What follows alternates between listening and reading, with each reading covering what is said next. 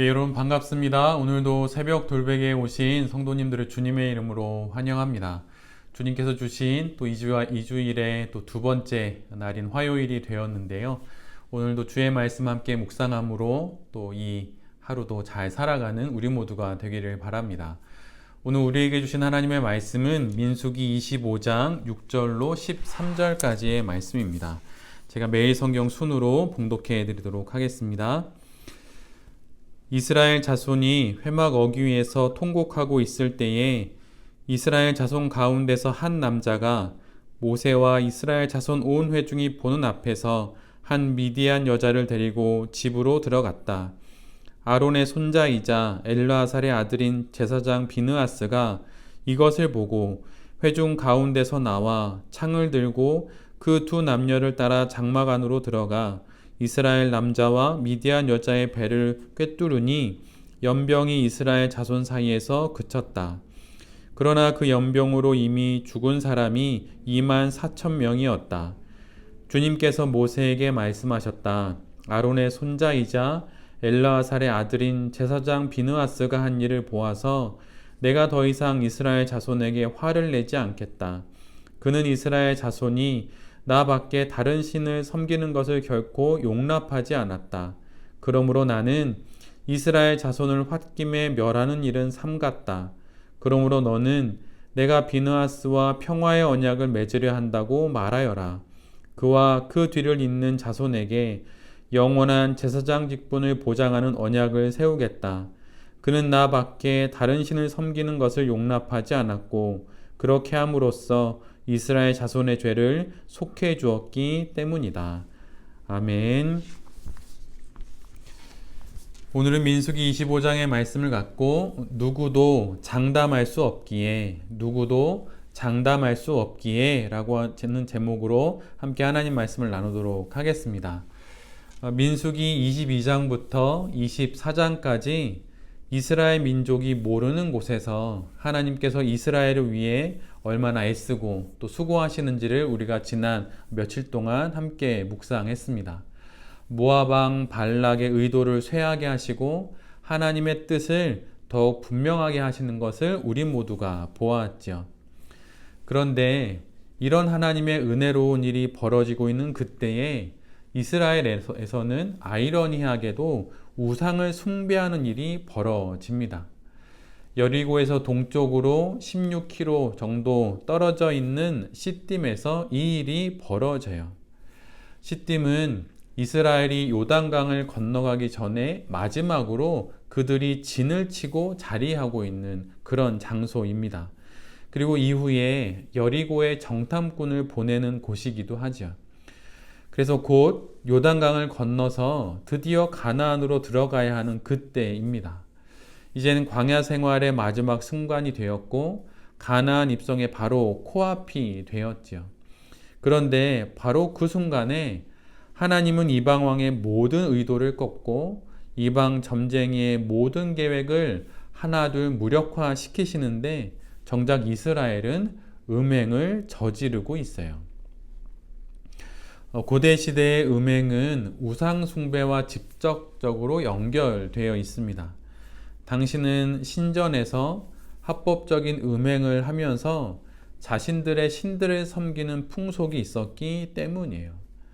그래서 즉 오늘 본문에 이스라엘이 모압 여인들 또 미디안의 여인들과 음행을 했다고 하는 것은 이방 신에게 절하였고 그들의 식사 자리에 동참하였다는 뜻이고 나아가서는 이방 신을 예배했다는 뜻이 됩니다.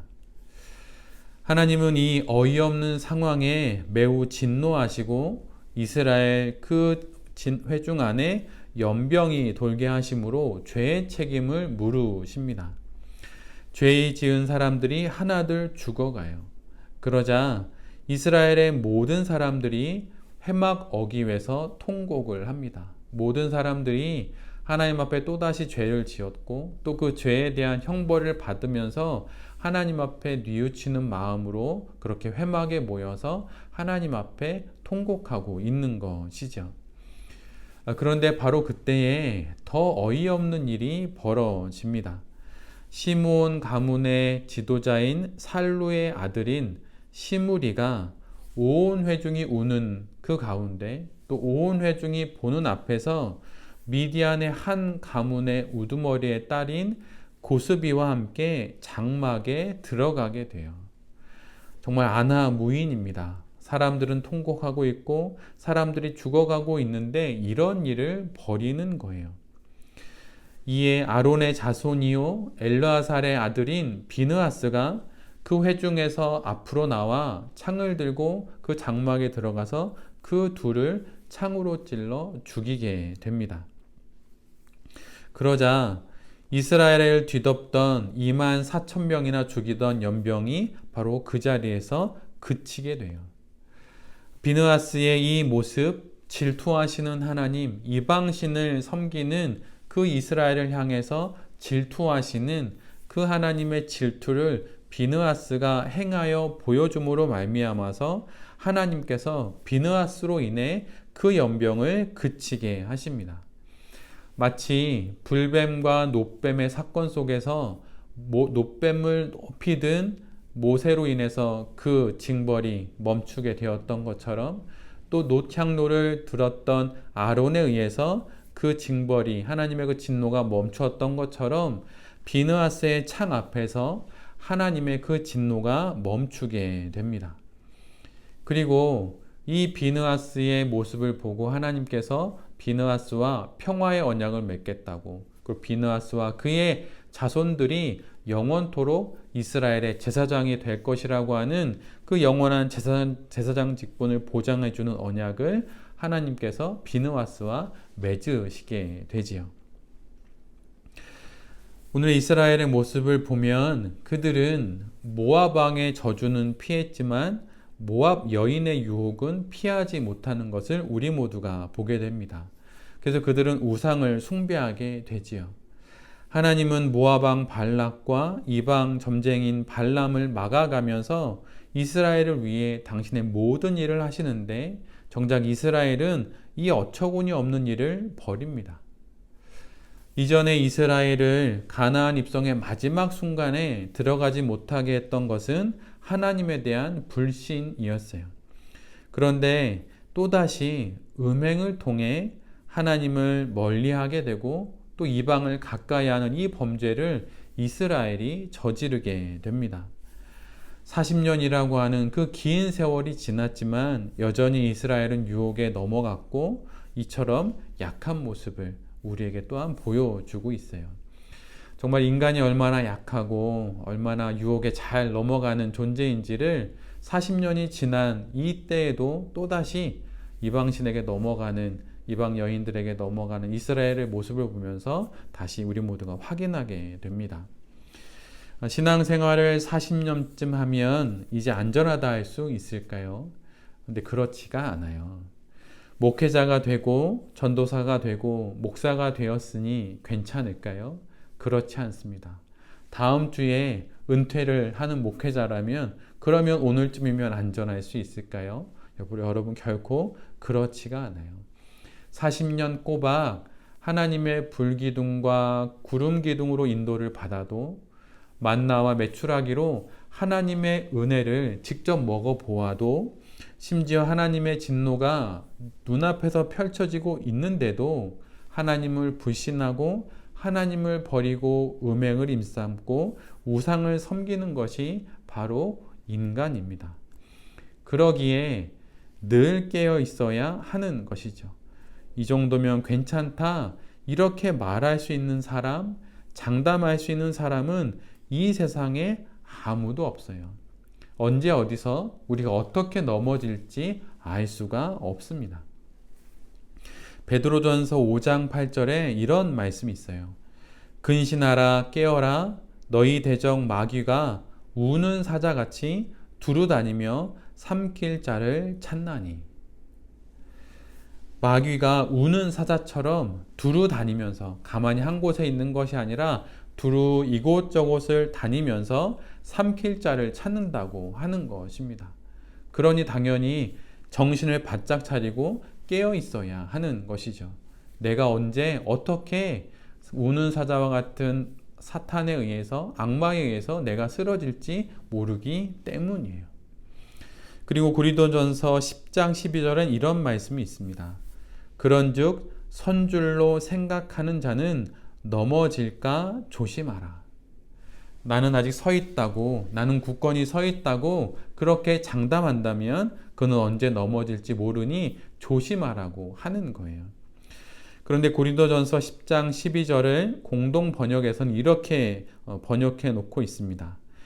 자기 발로 서 있다고 생각하는 사람은 넘어지지 않도록 조심해야 합니다. 내 발로, 내 능력으로, 내 실력으로 나는 이렇게 이 세상 가운데 우뚝 서 있다. 이렇게 자기 발로 서 있다고 생각하는 사람은 넘어지지 않도록 조심하라고 하는 거예요. 사실 우리가 우리의 힘으로 이렇게 서 있는 것입니까? 하나님이 은혜를 주시고 우리에게 기력을 주셔서 우리가 생명의 호흡을, 생기를 우리가 품고 있기에 하나님이 주셨기에 우리가 이렇게 서 있는 것이죠. 그런데 그렇게 오래 서 있다 보니 자기가 자기 발로 서 있는 줄 아는 거예요.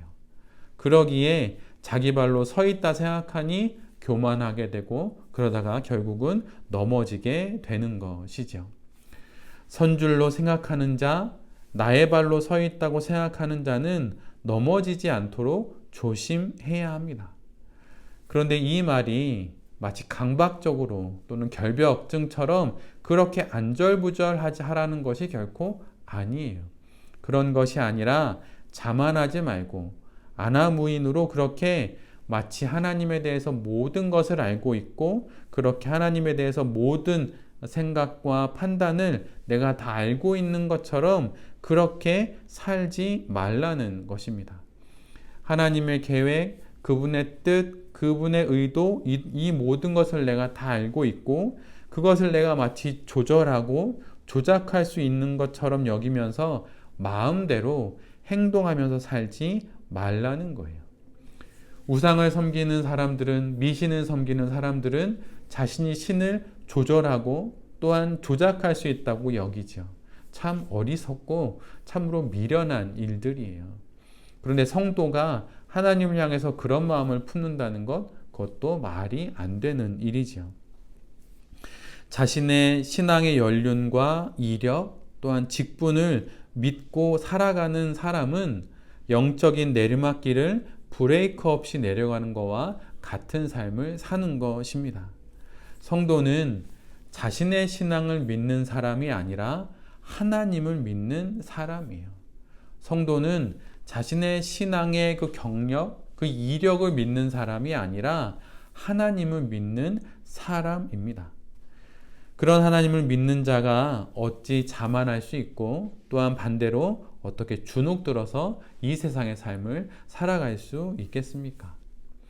근신하면서 즉 자신의 삶을 돌아보고 성찰하고 거룩의 여정을 잘 점검하면서 하나님과 함께 겸손히 살아가는 사람들이 바로 성도라고 하는 것이죠. 우리 모두가 또다시 하루를 살아갑니다. 오늘도 여러 일들이 있고 또 오늘 해야 될 여러 일들 중에 우리가 뜻하지 않은 생각하지도 못했던 일들을 만날 수도 있을 거예요.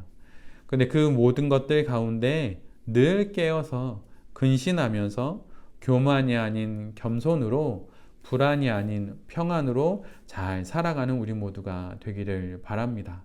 그래서 스스로를 장담하지 않고 나의 신앙을 믿지 않고 오직 하나님 한 분만을 믿고 의지하면서 그분 앞에 늘 언제나 기도하며 겸손히 또한 담대하게 삶을 살아가는 그런 새벽돌백의 모든 성도님들과 또 이 말씀을 전하는 제 자신이 될 수 있기를 간절히 기도드립니다.